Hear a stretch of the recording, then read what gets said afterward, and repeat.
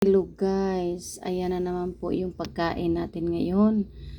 Isang slice ng isda, 3 pirasong ukra at saka talbos ng kamote. Ayan, amazing health benefits of talbos ng kamote.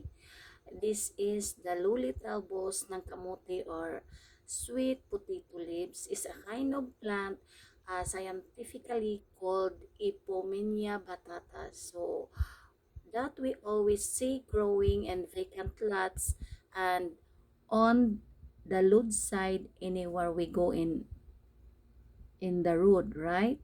So ito naman po yung tumutubo yearly around sa mga daan natin. So makagrow daw pala ito ng immune system natin. It is a fiber and maraming benefits. So hindi ko na isa-isahin yung benefits ng talbos ng kamote. So as I